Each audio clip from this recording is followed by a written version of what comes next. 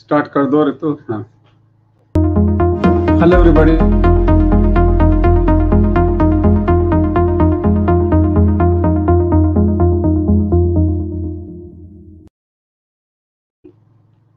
Greetings from heart care foundation of India. मैं doctor के अग्रवाल आपका वीकली थर्सडे शो में आपका स्वागत करता हूं। Health patrol chat with doctor के।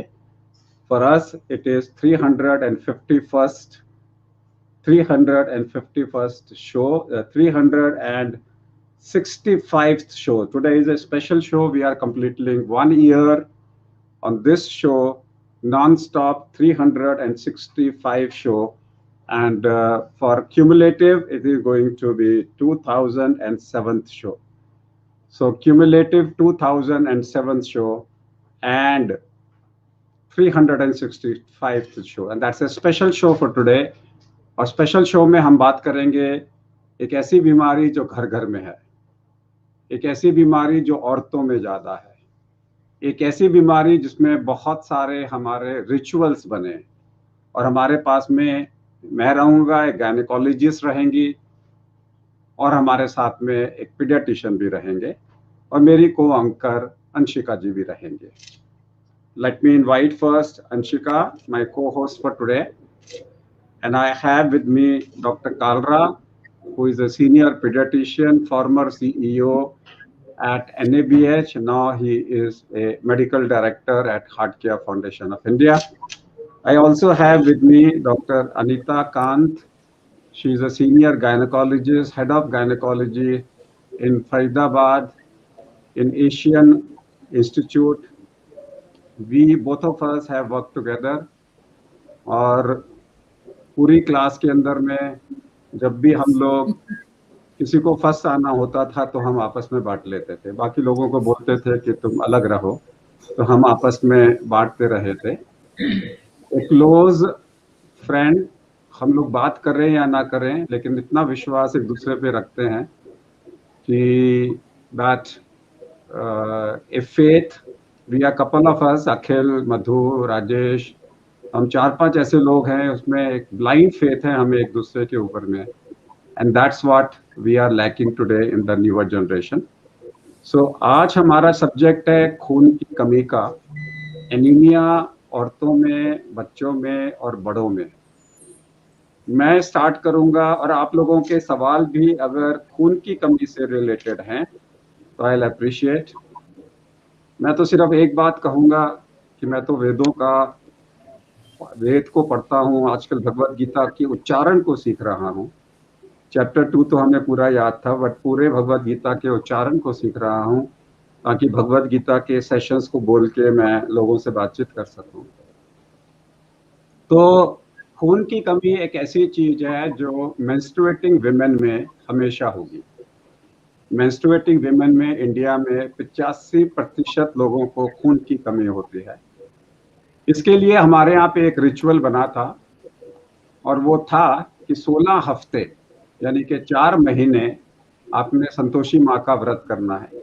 उसमें 16 हफ्ते लिखा हुआ था, यानी कि साल में एक बार 16 हफ्ते आपने शुक्रवार के दिन खाली पेट गुड़ चना खाना है, क्योंकि खाली पेट गुड़ जल्दी एब्जॉर्ब होता है।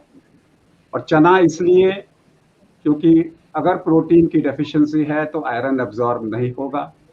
और साथ में उस कहानी में लिखा था कि अगर साल में 16 हफ्ते, क्योंकि 16 हफ्ते में आपको पूरे साल का स्टॉक मिल जाता है, हफ्ते में एक बार अगर आप आयरन लेते हो। साथ में उन्होंने ये भी कहा था कि अगर संतोषी माँ का व्रत नहीं करोगे तो पति छोड़ के चला जाएगा और आपके बच्चे गिर जाएंगे। बच्चे गिर जाएंगे मतलब है एबॉर्शन। एनीमिया में एबॉर्शन होता है। और पति छोड़ के चला जाएगा मतलब है कि अगर आप में हिम्मत ही नहीं है पति को सेटिस्फाई करने की, तो वो रात को आपका बिस्तर छोड़ के बगल वाली के पास चला जाएगा। तो उनका मतलब ये था कि एनीमिया के 2 उन्होंने लक्षण बताए थे कि फिजिकल वीकनेस आपको इतनी होगी कि आप पति को भी सेटिस्फाई नहीं कर पाओगे, और आपके बच्चों में आपके एबॉर्शन रेट आपका बढ़ जाएगा। इसलिए उन्होंने डर पैदा किया कि हफ्ते में एक दिन गुड़ चना खाओ, खाली पेट खाओ। तो उन्होंने उसका नाम एक व्रत के फॉर्म में रख दिया और एक आपको डरा दिया। और आज धीरे धीरे धीरे जो लेटेस्ट गाइडलाइंस आ रही हैं वो वही आ रही है। Daily iron has gone, at least हमारे as a physician we have stop giving daily iron, because अब जो लेटेस्ट रिपोर्ट्स हैं वो कहती हैं कि ऑल्टरनेट डे का आयरन भी उतना ही अच्छा है जितना कि सिंगल डोज का है। तो ये भी लिखा है कि कितना भी दे सकते हो, कम से कम आयरन हो, लेकिन आयरन दो। अगर कोई आदमी फुल डोज टॉलरेट नहीं कर पा रहा तो छोटी मात्रा में दो। और WHO तो कहता है कुछ नहीं कर सकते तो हफ्ते में एक बार दो। बोले चलो कोई बात नहीं, संतोषी माँ का व्रत ना करो, लेकिन के अग्रवाल का व्रत की बात मान के हफ्ते में एक दिन गुड़ चना खा लो। आइए स्टार्ट करते हैं डॉक्टर अनीता से। क्या कितना एनीमिया है, कितना एनीमिया देखती हैं, प्रेगनेंसी में कितना एनीमिया होता है, और कितने एनीमिया के कारण से आप क्या क्या देखते हैं? Good afternoon. एनीमिया तो बहुत है, पूरे इंडिया में बहुत है, और प्रेगनेंसी में और भी ज़्यादा है, बिकॉज प्रेगनेंसी में डिमांड ऑफ हीमोग्लोबिन, क्योंकि बच्चे को तो चाहिए ऑक्सीजन, बच्चे को चाहिए न्यूट्रिशन, और वो आरबीसीज के थ्रू जाएगा। आरबीसीज ज़्यादा चाहिए सर्कुलेशन के लिए, और वो हो नहीं पाता है।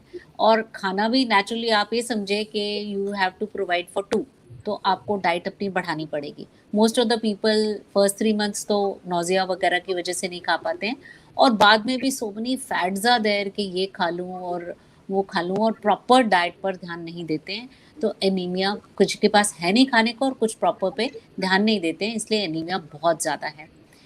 इसीलिए रिकमेंडेड है कि from the 4th month onwards आप उनको आयरन और कैल्शियम दीजिए।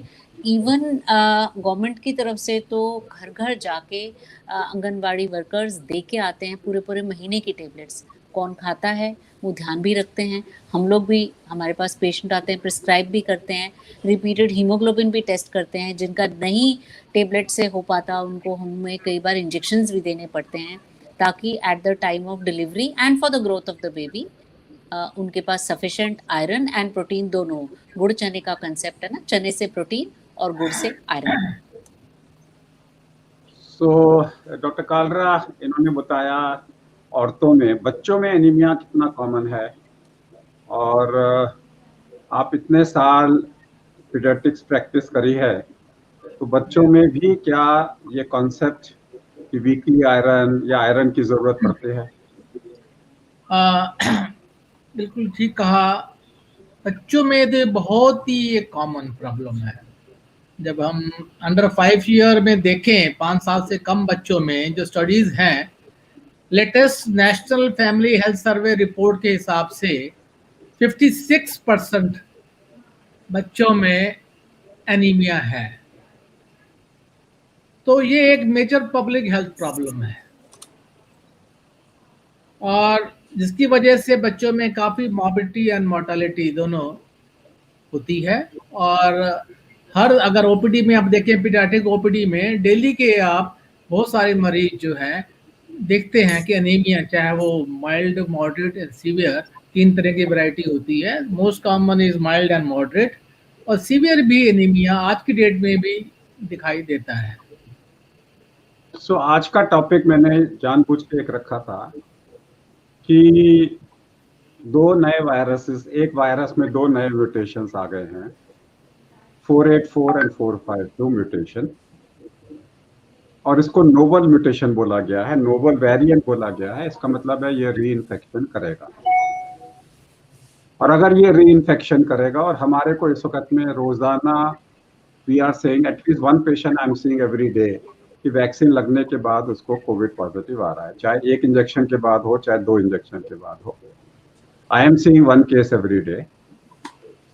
और जब आपको मालूम है कोविड होना ही है, वैक्सीन के बाद हल्का होना है, बिना वैक्सीन के भारी होना है, होना तो है ही है, तो क्यों ना अपनी इम्यूनिटी को बिल्डअप करो, कम से कम उसमें अपना आयरन डेफिशिएंसी तो खत्म करो। तो आज का टॉपिक हमारा सिर्फ आयरन डेफिशिएंसी पे है।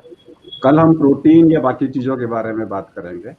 तो आज का हमारा ये है कि अगर, क्योंकि कोविड अगर आपको हो गया तो 2 ग्राम हीमोग्लोबिन ले जाएगा, आपके सिम्टम्स बढ़ जाएंगे। जिन लोगों को एनीमिया और कोविड हो रहा है उनके सिम्टम्स, ब्रेथलेसनेस ज़्यादा हो रही है, हेडेक ज़्यादा हो रहा है, तो कम से कम एक चीज़ पे तो ध्यान दें कि मेरा हीमोग्लोबिन बिल्डअप हो जाए। अगर मेरा हीमोग्लोबिन बिल्डअप हो जाता है तो फिर मैं कुश्ती लड़ सकता हूँ वायरस के साथ में, फिर वायरस को हरा सकता हूँ अगर वो मेरे अंदर में घुसा तो आज का टॉपिक यही है कि जब मुझे पता है मुझे कोविड होना ही है, बिना वैक्सीन के भारी, वैक्सीन के बाद हल्का, और अगर मेरे को होना ही है तो क्यों ना मैं अपने शरीर में एक एक करके अपनी डेफिशिएंसीज को पूरा करूं। और आज का टॉपिक है iron, iron and iron. Iron को मैं कैसे अपने शरीर में डालूं उसके साथ में। अगर आयरन की डेफिशिएंसी है और पूरी नहीं होती तो प्रेगनेंसी में बच्चे में क्या क्या इफेक्ट हो सकता है? अनीता जी। देखिए, अगर आयरन की कमी होगी मदर को तो नेचुरली बेबी को वो कन्वे हो जाएगी। At the time of birth हम उस बेबी को एक बहुत अच्छा गिफ्ट दे रहे हैं आयरन डेफिशिएंसी का। मदर को अगर आयरन की कमी होगी वो फिजिकली फिट नहीं रहेगी, वो एक्सरसाइज नहीं करेगी, कभी इधर गिर रही है, कभी उधर बैठ रही है, कभी सांस फूल रहा है। एंड एनीमिया के साथ केवल ये नहीं है कि डे टू डे वर्किंग में फर्क पड़ता है, अगर बहुत ज्यादा एनीमिया हो जाए तो we see severe anaemia leading to heart problems also. हमारे पास बहुत पेशेंट्स आते हैं इन मतलब एक कॉर्पोरेट हॉस्पिटल में, एक अर्बन एरिया में काम करते हुए हमारे पास सिवियर एनीमिया के साथ कार्डियोमायोपैथी नाम की डिजीज लेके, हार्ट प्रॉब्लम लेके पेशेंट्स आते हैं। उनको आईसीयू में रखना पड़ता है, प्री टर्म डिलीवरी करानी पड़ती है और बाद तक उस पेशेंट को प्रॉब्लम रहती है। और ऐसे बच्चे को नेचुरली प्री टर्म हो जाएगा तो भी प्रॉब्लम होगी, उसे आगे एनीमिया रहेगा क्योंकि उसकी basic iron needs for metabolism नहीं मीट होंगी। तो ये छोटी से लेके बड़ी तक मैंने आपको प्रॉब्लम बता दी। छोटी मतलब डे टू डे वर्किंग में उसको प्रॉब्लम हो रही है, और बड़ी मतलब उसके हार्ट पर इतना असर पड़ जाए कि हार्ट फंक्शन इफेक्ट हो रहा है जिसकी वजह से प्रीमेच्योर डिलीवरी हो जाए और मदर की लाइफ भी रिस्क में हो। ये और बहुत सिंपल सी, लाइक आई टोल्ड यू, एक आयरन की टेबलेट रोज खानी है। डाइट में तो जो मिलता है वो मिलता ही है, बट किसी वजह से बहुत सिवियर एनीमिया हो जाता है तो डाइट भी काम नहीं करती है। पर अगर शुरू से ध्यान रखा जाए तो ये प्रॉब्लम बहुत सिंपल सी तरीके से ठीक की जा सकती है। आज के डेट में आप लोग किस तरीके से पेशेंट को क्या गाइड करते हो? दवाइयों के अलावा एक तो है आयरन खिलाओ कि गोलियां खिलाओ, उसके अलावा खान पान में क्या करें कि उसको आयरन की डेफिशिएंसीज कम हो, नंबर 1, और दूसरा उसका लॉस ना हो। ज्यादातर औरतें, लड़कियां कहती हैं मेरा लॉस ज्यादा होता है, उसके लिए क्या करते हैं आप? लॉस ज्यादा तो तभी होता है अगर उनको मेंस्ट्रुअल ब्लीडिंग ज्यादा हो। मेंस्ट्रुअल ब्लीडिंग अगर ज़्यादा होती है तो फिर नेचुरली लॉस होता है। उसको रोकने के लिए मेडिसिन आती हैं, बहुत सिंपल मेडिकेशन है। डॉक्टर एक बार चेक कर लेते हैं कि क्यों प्रॉब्लम हो रही है। कोई यूट्रस में हार्मोनल प्रॉब्लम है, कोई यूट्रस में ट्यूमर है, और उसके हिसाब से उसको ब्लीडिंग को कंट्रोल करने के लिए मेडिसिन दी जाती है ताकि ब्लड लॉस हो नहीं। सिंपल सी बात, तरीका समझाने का है कि आप महीना भर खाते हो और वो 1 वीक में या 5 दिन में उसे आप लूज कर देते हो, तो वो लूज को प्लग करने के लिए आपको मेडिकेशन दी जाती हैं ताकि आपका ब्लड लॉस ना हो। एंड ऑफ कोर्स डाइट सबसे पहली बात है कि आप ग्रीन लीफी वेजिटेबल्स, प्रोटीन्स ज़्यादा खाएं ताकि आपका इनटेक नेचुरल तरीके से बढ़ता रहे आयरन का। अगर वो कवर अप नहीं हो पाता, जैसे कि pregnancy is a specific situation, या जिसको ब्लड लॉस ज़्यादा हो गया है, तो उनको हम ऐड ऑन कर देते हैं। प्लस जिनका एनीमिया बहुत ज़्यादा होता है उनको हम डीवर्मिंग भी कर देते हैं even during pregnancy also, because as doctor Kalra will tell you कि worm infestation is still a major cause of iron deficiency anaemia. So आज के डेट में क्राइटेरिया क्या, डेफिनेशन क्या है? एक कैंपेन थी हमारी कि 12 साल की उम्र में 12 तक हीमोग्लोबिन करो। क्या डेफिनेशन लेके चलते हैं हम एनीमिया की? डेफिनेशन तो ऑफ कोर्स 12 की है, परंतु yes for a 12 year old 12 ही होना चाहिए, परंतु एक अडल्ट वुमन अगर 10 के ऊपर भी मेंटेन कर लेती है during her pregnancy, we are satisfied with that. उससे नीचे गिरता है तो सिम्टम्स और प्रॉब्लम्स बढ़ती हैं। इस एरिया में जैसे थैलेसीमिया काफ़ी है, वो भी हमें रूल आउट करना पड़ता है, आइडियली प्री प्रेगनेंसी, नहीं तो ड्यूरिंग प्रेगनेंसी, ताकि हम जान लें और अकॉर्डिंगली उसका हीमोग्लोबिन मेंटेन करके रखें। डीवर्मिंग जैसे मैंने बताया, worm infestation and dietary fats, क्योंकि बहुत कुछ ऐसा हमारे डाइट में होता है और हम कई बार सोचते हैं कि हर गोली को खाने के तुरंत बाद ले लें। तो अगर आयरन को हम बिल्कुल फूड के साथ ले लेते हैं फुल स्टमक, तो एब्जॉर्प्शन भी प्रॉपर नहीं होती है। तो पेशेंट को ये सारी हमें गाइडेंस देनी पड़ती है। आजकल एक रोजाना सुनने में आता है कि आयरन, हर कंपनी आती है और अपना आयरन लेकर आती है, तो कौन सा चूज करूं? सरकार वाला फ्री वाला लूं कि महंगे वाला लूं कि सबसे ज्यादा महंगे वाला लूं? सरकार वाला बहुत अच्छा आयरन है, उसका कंटेंट भी अच्छा है, एब्सॉर्प्शन भी बहुत अच्छी है। इसीलिए मैंने शुरू में बोला कि आंगनवाड़ी से जो आयरन लेते हैं और जो लड़कियां उसको खाती हैं उनको आयरन डेफिशिएंसी कवर अप हो जाता है। जितना फैंसी, जितना कॉस्टली लें वो अच्छा होगा ये ज़रूरी नहीं है। हम कोई एसी या फ्रिज खरीदने नहीं जा रहे हैं, हमें एक सिंपल सी आयरन चाहिए, उसको प्रॉपरली फूड से 2 घंटे या घंटा परे करके लेना चाहिए। एम्प्टी स्टमक में जितनी एम्प्टी स्टमक मीन्स बिल्कुल खाली पेट नहीं, बट हाँ खाली 1 घंटे के लिए अगर स्टमक की एम्प्टिंग हो गई हो तो उसके बाद अगर लिया जाएगा तो उसकी एब्सॉर्प्शन बहुत अच्छी रहेगी। और प्रेगनेंसी में हम आयरन और कैल्शियम दोनों देते हैं, तो लड़कियों को बताना पड़ता है कि आयरन और कैल्शियम इकट्ठा ना लें, नहीं तो उसमें भी एब्सॉर्प्शन हैम्पर हो जाती है। डॉक्टर कालरा, बच्चों में हम क्या दवाइयां देते हैं? बच्चों में जब हम बात करते हैं एनीमिया की, तो खासकर आज हम आयरन डेफिशिएंसी एनीमिया की बात कर रहे हैं, तो बच्चों में भी आयरन प्रिपरेशन जो है वो सप्लीमेंटेशन दिया जाता है in the form of tablets या ड्रॉप्स के रूप में। तो वही है कि आयरन ड्रॉप्स ही देते हैं या टैबलेट्स डेली एंड कंटिन्यू। जब आयरन लेवल, जब हीमोग्लोबिन लेवल इंप्रूव हो जाता है उसके कम से कम बाद भी 2 महीने तक हम सप्लीमेंटेशन जो है या ट्रीटमेंट जो थेरेपेटिक अगर बहुत ज्यादा है तो हम वो जो है 2 महीने तक कंटिन्यू करते हैं। अभी तो एक बहुत बड़ा लफड़ा हो रहा है, क्योंकि जो सब लोग बोल रहे हैं कि फेरेटिन तो बढ़ जाता है कोविड-19 में, और कब तक बढ़ा रहता है किसी को पता ही नहीं। तो कैसे पता लगे कि मेरा फेरेटिन जो है वो, क्योंकि कम होएगा तो मुझे पता ही नहीं लगेगा, क्योंकि कोविड बढ़ा रहा है। तो जिन लोगों को कोविड हो चुका है वो कैसे पता लगाएं कि मेरे को आयरन डेफिशिएंसी एनीमिया है? Because ferritin is not a criteria. Anita ji, पहले तो हीमोग्लोबिन ही कम होगा, उससे पता चलेगा कि आपको एनीमिया है।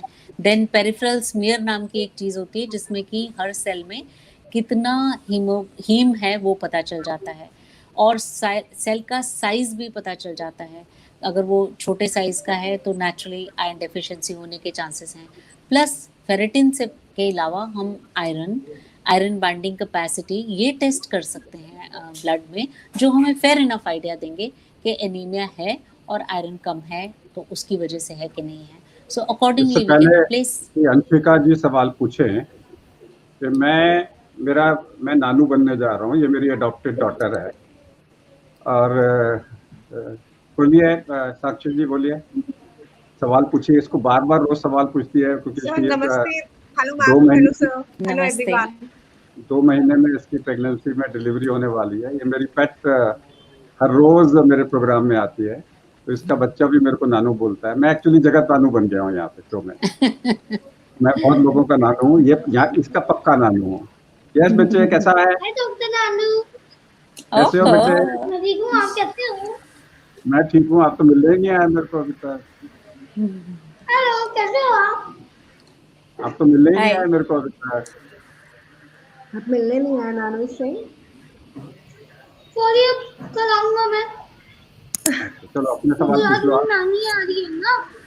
अच्छा, okay ma'am, really I was waiting for this session since long. Sir ने बोला था कि एनीमिया पे है ये, and I'm 30 weeks pregnant. Like also I got few blood tests done like 1 week ago. So if you can just let me know, I can let you know all the report or just related to anemia. इनका एक concern ये था कि इनका ESR 101 आया, फिर मैंने इस पे छोटा वीडियो बनाया कि प्रेगनेंसी में ESR बढ़ जाता है। इनका 101 आया तो ये वरीड थी कि मेरा 101 कैसे आ गया। Yes ma'am, and मेरा जो iron binding है that's 463. And how much is the iron? Iron, ma'am, HB is 11.5. And iron? It is not show. It is just showing the study iron binding 463. It's like the level. It was more than that. Okay. See, iron binding capacity increases during pregnancy but अगर आपका haemoglobin 11.5 you said, तो that is quite Yes, all ma'am. Right. Continue to take the iron and don't worry about the iron binding capacity. It I'm does taking increase the hemoglobin. Dexorange morning, evening, one tablet. Mm-hmm. Why That's 2 it. tablets? Doctor has prescribed 2 to you?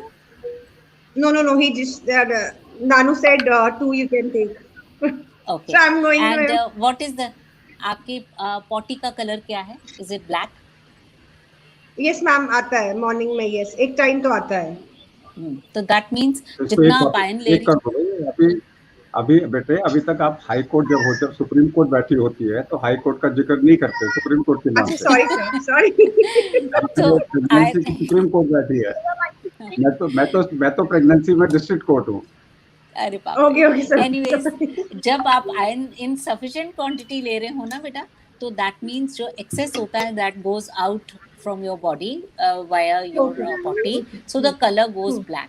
सो अगर आपकी potty का colour black है तो that means adequate iron is being taken. And since you are taking 2, तो naturally आपको आपका haemoglobin will cross 12 shortly. 15 days में इसका फर्क आ जाता है. If you so desire, you can repeat hemoglobin after Ma'am, 15 days. It's actually since the day I conceived, it was 11.7. It has never come down to 11, more than 11.5. It was always 11.5, 11.7.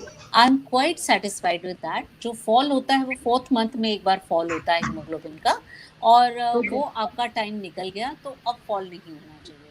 ठीक है, अब ऊपर ही ऊपर जाएगा या maintain भी रहता है तो that is good enough. Okay, ma'am. Sure.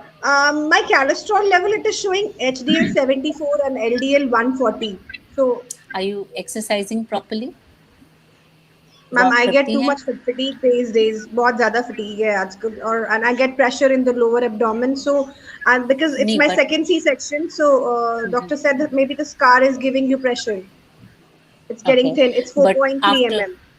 After how long do you get this pressure in your lower abdomen? कितने मिनट चलने पर? Nowadays, हाँ, मतलब चलूँ बहुत baby steps चलूँ तो it's fine. Otherwise, if I'm walking around से 5 मिनट, 10 मिनट? Ma'am 5 minutes. कितना चल पाती? 5 minutes. तो आप घर में ही चलती चल तो मैं मैम 1 hour भी चल सकती हूँ. चलना is not a problem. But 5 minutes भी if I walk, I start paining. Then I have to hold my abdomen and then walk. See, मैं सिंपल सी बात बोल रही हूँ. आपके घर में जगह जगह कहीं बेड पड़े हैं, कहीं चेयर पड़ी हैं. आप देखिए, अगर आप 5 मिनट चल सकती हैं, 4 मिनट के बाद बैठ जाइए 1 मिनट के लिए, फिर उठिए, फिर 4 मिनट चल रही. आप 10 मिनट चल सकते हैं तो 10-10 मिनट करिए, but continue the exercise because that will build up your stamina. ठीक है, आपका फटीग फैक्टर जाएगा. और अगर आपका हीमोग्लोबिन 11.5 है तो that is not, anaemia is not the cause for your fatigue. Let's look for other reasons. आपका बीपी ठीक है कि नहीं, आपका शुगर कैसा चल रहा है, वो सब देख लेते हैं. Sugar it's all good ma'am. BP भी ठीक है और बीपी हमेशा नॉर्मल रहता है and sugar levels are also good. I did that GTT test also. Yeah, so you just need to build up your stamina, right? We'll talk about it. I'll hand it over to Anushka to do rapid fire, but before that Kavita ji सवाल पूछ रही हैं. मेरी उम्र 33 साल की है, मेरे 2 बेबीज हैं, दोनों को सिजेरियन सेक्शन हुआ था, मेरा वेट 85 है, हीमोग्लोबिन 9 है. आपको आंसर बड़ा सिंपल है, हीमोग्लोबिन को 12 पे लाना है. आप CBC कराइए, कंफर्म करिए आयरन डेफिशिएंसी है और इसको 12 पे लेकर आइए. Yes Anushka. My first question is to Dr. Kalra. Anemia is a serious global public health problem that particularly affects young children and pregnancy women. WHO estimates that 42% of children less than 5 years of age and 40% pregnant women worldwide are anemic. What can be done to prevent anemia in children?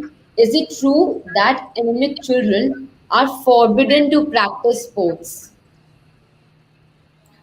मैं तो हिंदी में बता दूं सवाल को. अंशिका जी ने बड़ा हिंदी में सवाल पूछा है कि बच्चों को अगर एनीमिया है तो वो खेल कूदें या नहीं कूदें, क्योंकि माँ उनको क्या करे, उनको क्या कॉम्पिटिटिव स्पोर्ट्स में जाना चाहिए कि नहीं जाना चाहिए. देखो, इसमें डिपेंड करता है कि बच्चे को कितना लेवल के सिम्टम्स क्या है एनीमिया के. सबसे पहले तो प्रिवेंशन है कि पहले वो स्टेज ही क्यों आए कि उसको एनीमिया हुआ. अगर एनीमिया हो भी गया है और ट्रीटमेंट पे है तो विद इन हिज जो लिमिटेशंस के साथ जो स्पोर्ट्स एक्टिविटीज वो कर सकता है वो अलाउड है, पर ये है कि अपने एक्स्ट्रा बहुत ज़्यादा एनर्जी इस पे ना लगाए कि वो बहुत ज़्यादा उसको प्रॉब्लम हो। तो विद इन हिज कैपेबिलिटीज, जो विद इन दैट लिमिट जो कर सकता है स्पोर्ट्स, वो खेल सकता है। बाकी प्रिवेंशन इज ऑलवेज बेटर, कि उसका जो है दवाइयों के साथ साथ जो खान पीन है चेंज करना है, जो कि जितना भी आयरन का स्टोर्स है, कि अगर आयरन डेफिशिएंसी एनीमिया है, क्योंकि सिर्फ आयरन डेफिशिएंसी के अलावा और भी बहुत सारे कारण हैं एनीमिया के, जो कि और मोस्ट कॉमन जो है वो ये iron deficiency and due to nutritional cause, या फिर जो है डीवर्मिंग, ये ड्यू टू वर्म इन्फेस्टेशन होता है। तो उसके लिए भी जो है सरकार ने एक नेशनल डीवर्मिंग प्रोग्राम भी चलाया हुआ है कि साल में 2 दफा एक शॉर्ट इंटरवल पे सभी pre school children and school children या फिर आंगनवाड़ियों के माध्यम से सबको डीवर्म किया जाए, और ताकि एनीमिया को कंट्रोल किया जाए।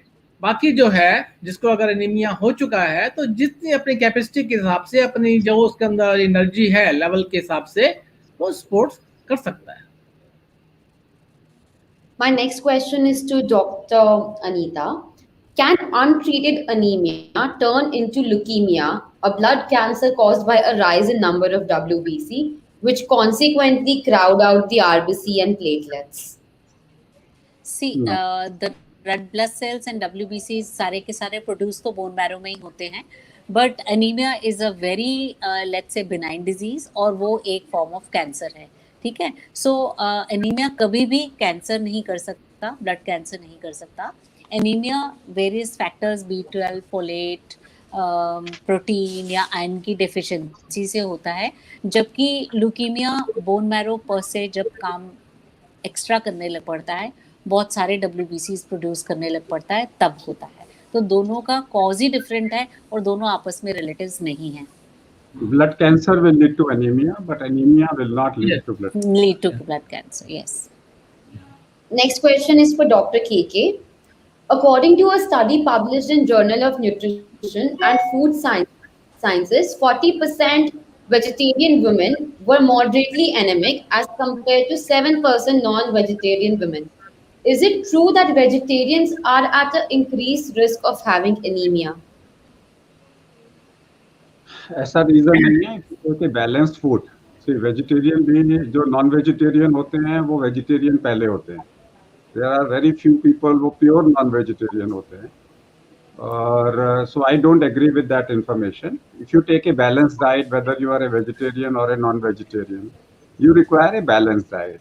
तो बैलेंस्ड डाइट के अंदर में आपको आयरन लेना ज़रूरी है, चाहे वो आप सब्जियों से ले, चाहे आप अगर नॉन वेजिटेरियन हो तो लिवर से ले। It's a question of taking a balanced diet. So I don't think so it has to do with a veg or a non-veg. Actually अगर मैं लाइटर साइड पे लूँ तो सारे नॉन वेजिटेरियन होते हैं आज के डेट में। कोई दिमाग खाता है तो कोई मीट खाता है, तो सारे ही नॉन वेजिटेरियन होते हैं। Next question for the experts.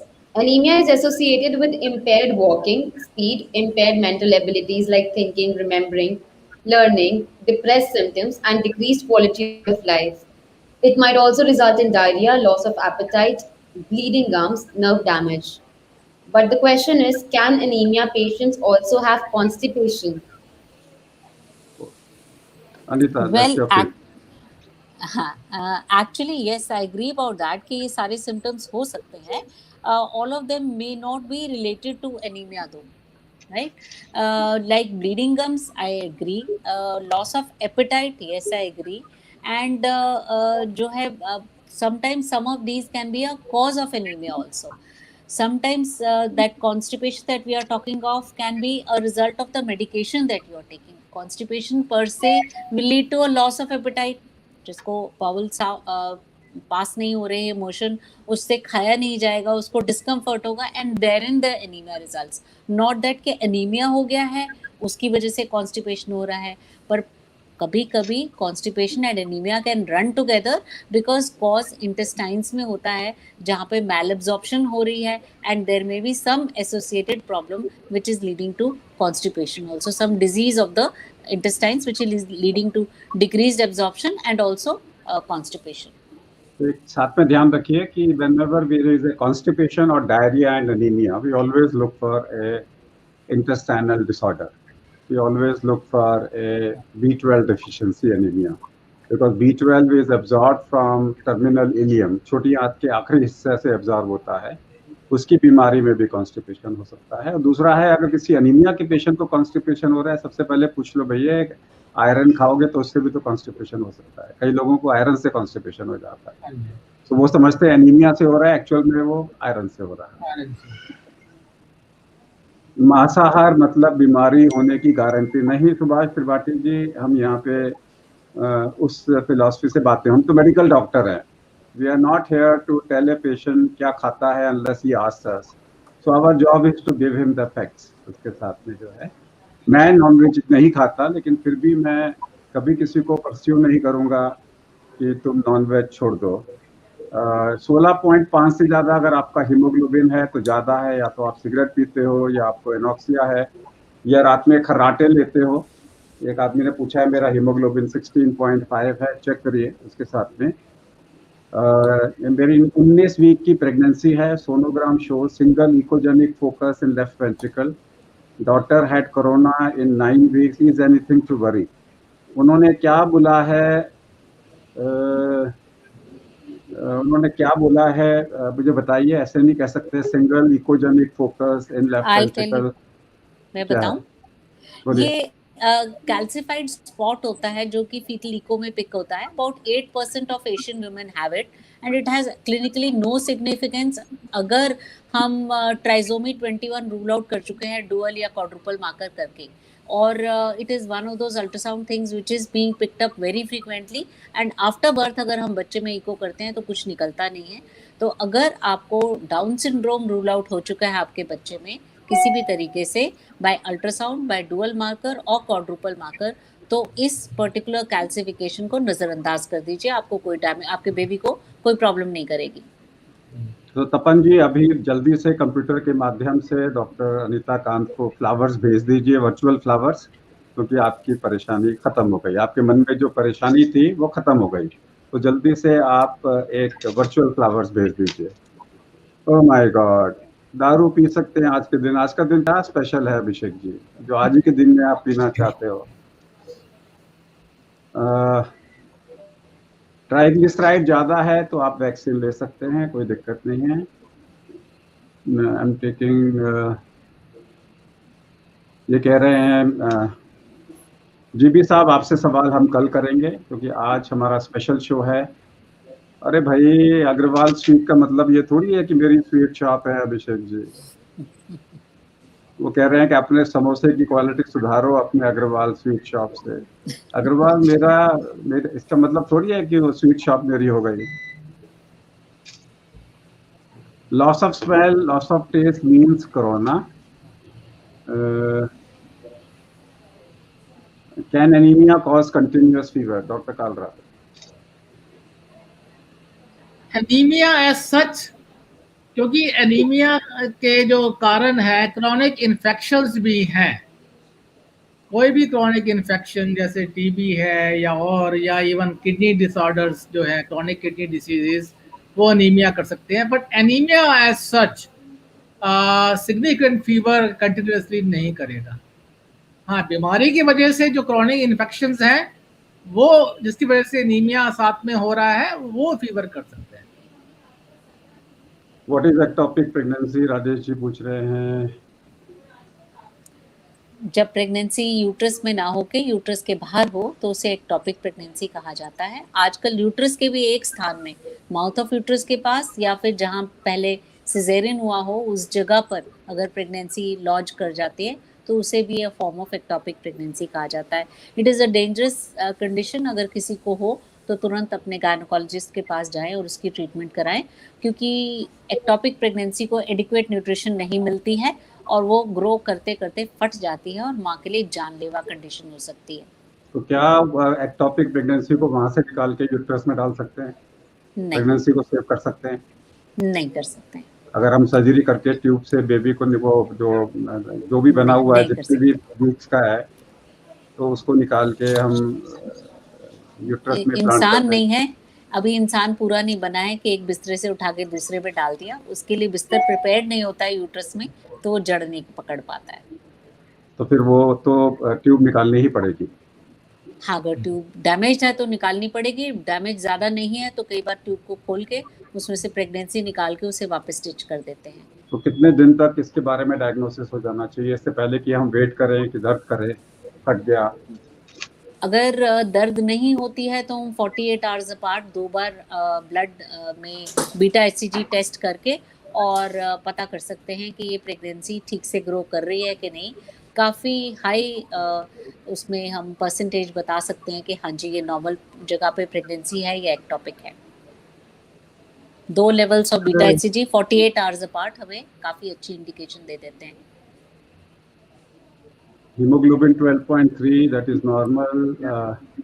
मैं खूब सारी ग्रीन वेजिटेबल्स खाती हूँ लेकिन फिर भी मेरा हीमोग्लोबिन नहीं बढ़ रहा। अब चेक करिए हीमोग्लोबिन का कोई और कारण तो नहीं है उसके साथ में। लास्ट 2 सवाल अंकिता जी लीजिए, फिर हम चैंटिंग करके समाप्त करेंगे। Okay, sir. Ma'am, can one breastfeed in case of iron deficiency?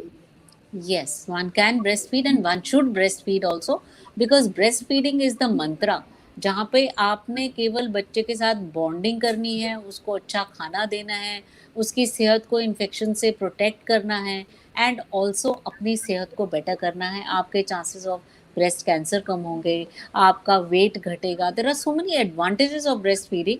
So breast feeding तो आप करते रहिए और अपनी आयरन डेफिशिएंसी एनीमिया के लिए आप साथ साथ कोशिश कीजिए आयरन लेके या किसी भी और रूप में अपने हीमोग्लोबिन को बढ़ाइए, ना कि ब्रेस्ट फीडिंग छोड़िए। लास्ट सवाल लीजिए। Yes, Dr. Kalra, when can a kid get COVID-19 vaccine? आज अभी तक जो है किसी भी बच्चे में below 18 years vaccine is not recommended because studies अभी शुरू हुई हैं बच्चों के लिए।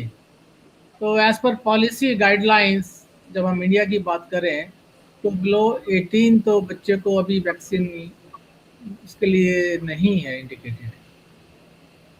जब ये स्टडीज़ के कुछ रिजल्ट्स आएंगे, क्योंकि अब कुछ स्टडीज़ में बच्चों के एज ग्रुप में ये स्टडी ट्रायल्स शुरू हुए हैं, तो तभी पता चलेगा कि कौन सी उम्र में वैक्सीन बच्चा ले सकता है। So that's all for today. Let's chant and then we will be back tomorrow. Let's do a 1-minute chanting. Yang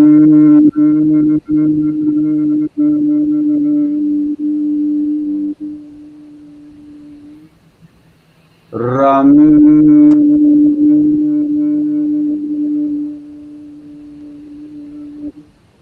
Vam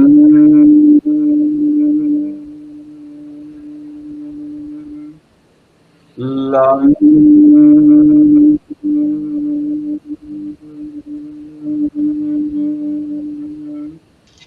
Lam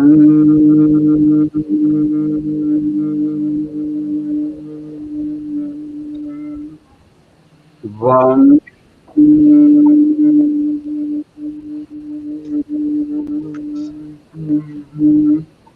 Ram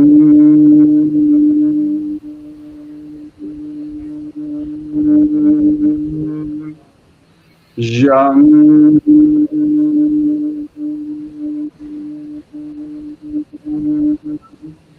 Ham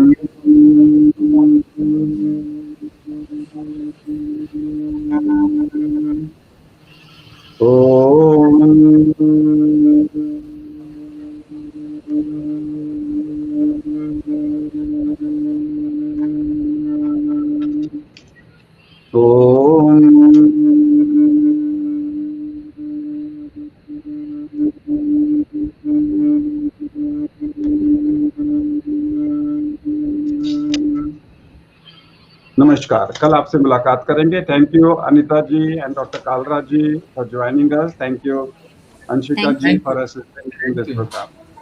health patrol के बारे में 2 लाइनें बता के समाप्त करिए। Health अंशिका जी Patrol क्या is है? basically Health Patrol is basically a myth busting platform. We bust health news, we bust any misinformation and any tips that you think cannot be relied upon. And these are being verified by our experts. We have a team of 15 doctors, which are being spearheaded by Dr. K.K. Agarwal, our guru. And please send your queries and WhatsApp us all the kind of doubts that you have, and our number is there. Our number, you can follow our page and we will always respond to you well. Thank you. That's all for today. Thank you everybody for Thank you. joining us. We'll be back tomorrow Thank you. at 2 p.m. Thank you. again for the next session. Today was a special session. आज हमने पूरा 1 साल complete किया है। कल हमने 2000 sessions complete किए थे। आज हमने इस शो के 365 एपिसोड्स खत्म किए हैं। नमस्कार। Thank you.